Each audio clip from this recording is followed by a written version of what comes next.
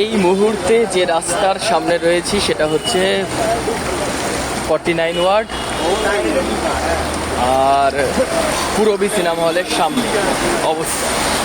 শিয়ালদা, এটা হচ্ছে শিয়ালদা থেকে বাসগুলো আসছে এবং শিয়ালদা থেকে বাসগুলো যেদিকে যাচ্ছে অর্থাৎ হাওড়ার দিকে ক্রমশ জলস্তর বাড়ছে। আপনারা বুঝতেই পারছেন যে লাস্ট কবে এত বৃষ্টি হয়েছিল এই এলাকার মানুষজন মনে করতে পারছে না। একটা জিনিস দেখা যাচ্ছে যে এই জল নামার জন্য এলাকার বেশ কিছু মানুষজনেরাও কিন্তু বেরিয়ে পড়েছে, কিন্তু যুদ্ধকালীন তৎপরতায় যতটা কাজই হোক না কেন, যতদূর সম্ভব শোনা যাচ্ছে যে 200 মিলিমিটারের ওপর বৃষ্টি।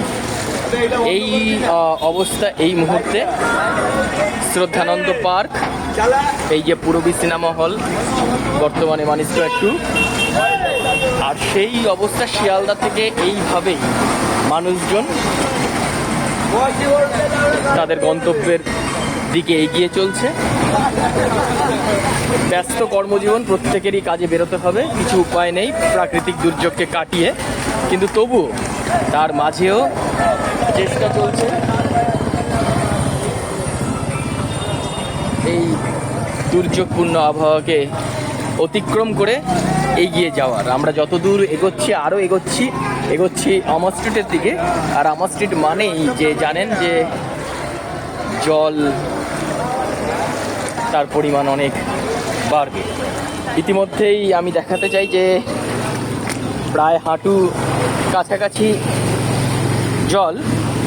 ধীরে ধীরে আমার আগে যারা যারা রয়েছেন তাদের দেখে বোঝা যাচ্ছে যে কোমর সমান জল হতেও পারে।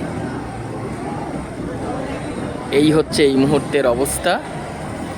দেবীপক্ষ চলছে, শারদোৎসব আসন্ন, কিন্তু তার মাঝে এই অবস্থা।